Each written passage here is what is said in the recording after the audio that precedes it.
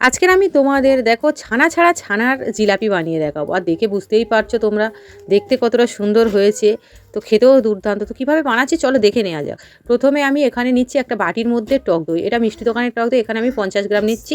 এটা আমি অল্প করে বানিয়ে দেখাচ্ছি তোমাদের। তো দেখো তার মধ্যে আমি 2 চামচ সাদা তেল নিয়ে নিলাম, এরপরে একটু মিশিয়ে নিচ্ছি। তারপরে ওর মধ্যে দিয়ে দিচ্ছি চিনি 1 চামচ আর একটু সামান্য 1 পিঞ্চ মতো লবণ।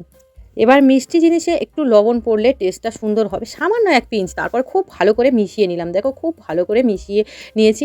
এবার ওর মধ্যে দিয়ে দেব আমি বেকিং পাউডার। এখানে 1 চামচ বেকিং পাউডার, ছোটো চামচ দেখে বুঝতেই পারছো। আর বেকিং সোডা দেবো হাফ চামচের একটু কম, হাফ চামচের একটু কম দেবো।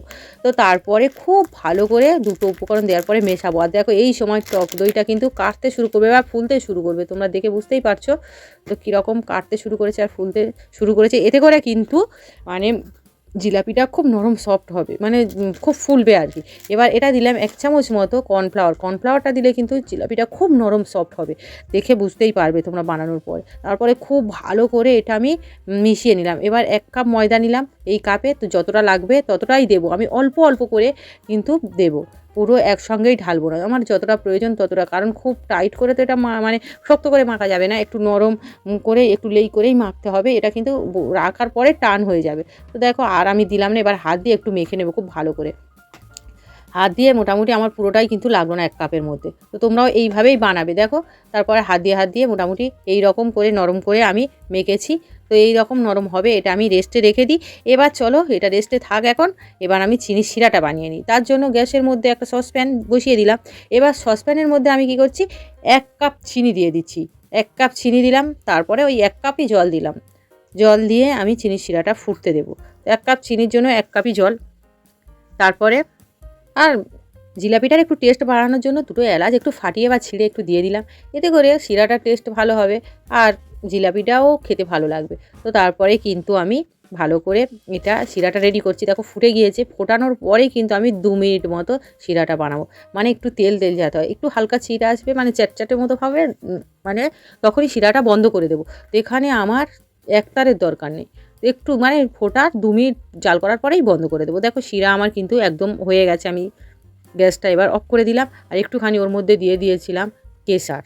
তো তারপরে এটা নামিয়ে রেখে এবার আমি একটা প্লেট নিয়ে নিলাম আর ওই ডোটা থেকে ছোটো ছোটো একটু মেখে ছোটো ছোটো একটু লেচি লেচি কেটে নিচ্ছি। দেখো ছোটো ছোটো করে লেচি কেটে নেওয়া হয়ে গেছে, খুব স্মুথ করে কিন্তু মাখা হয়ে গেল। এবার দেখেছো একটু নরম ছিল কিন্তু এখন পুরো মানে এটা সেট হয়ে গিয়েছে। এবার কি করছি, একটু একটা লেচি নিলাম আর হাতে করে একটা এরকম মানে যে রুটি বেলারে নিয়ে নিলাম। তারপরে চাকির মধ্যেই হাতে ঘুরিয়ে ঘুরিয়ে লম্বা একটু সাপের মতো করে নিলাম। তারপরে এরকম করে মানে জিলাপির শেপে করে দিলাম। তো দেখো আরও একটা সেম একইভাবে বানিয়ে নিচ্ছে। হাত দিয়ে একটুখানি গোল করে একটু লম্বা করে, মানে যেমন চমচম করে না ওরকম করে নিয়ে তারপরে এটা আমি এই চাকির মধ্যে একটুখানি বড় করে নিলাম। তারপরে এইভাবে ঘুরিয়ে জিলাপি শেপ দিয়ে দিলাম। দেখো এইভাবে আমি দিয়ে একটু সিল করে দিলাম। তো এইভাবে সবগুলোই কিন্তু আমি বানিয়ে নেবো। এগুলো বানাতে খুব বেশি সময়ও লাগে না, খুব তাড়াতাড়ি কিন্তু হয়ে যায়, দেখে বুঝতেই পারছো। তো সবগুলো এইভাবে কিন্তু আমি বানিয়ে নিলাম।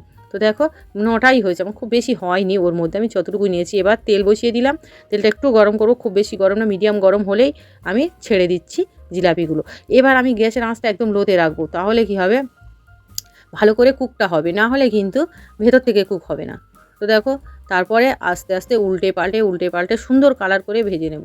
একটু সময় ধরেই ভাজতে হবে, তাহলে ভাজাটা খুব ভালো হবে। আর দেখো খুব সুন্দর কালার করে কিন্তু মোটামুটি আমার ভাজা হয়ে গেছে, দেখে বুঝতেই পারছো কালারটা কত সুন্দর চলে এসেছে। তো এরকম সুন্দর কালার করে কিন্তু উল্টে পাল্টে একটু ভেজে নিতে হবে। তো দেখো ভাজা হয়ে গেছে। এবার এটা আমি তুলে নিয়ে ডাইরেক্ট ওই যে চিনির শিরাটা বানিয়ে রেখেছি ওই শিরার মধ্যেই কিন্তু দিয়ে দিচ্ছি। দেখো চিনির শিরার মধ্যে দিয়ে দিলাম।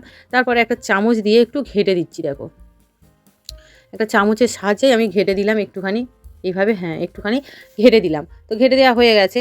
এবার কি করছি, এটা ঢাকা দিয়ে রেখে দিই, আবার বাকি কটা আমি ভেজে নিচ্ছি। ওই একই সেমভাবেই কিন্তু বাকি জিলাপিগুলো ভেজে নিচ্ছি।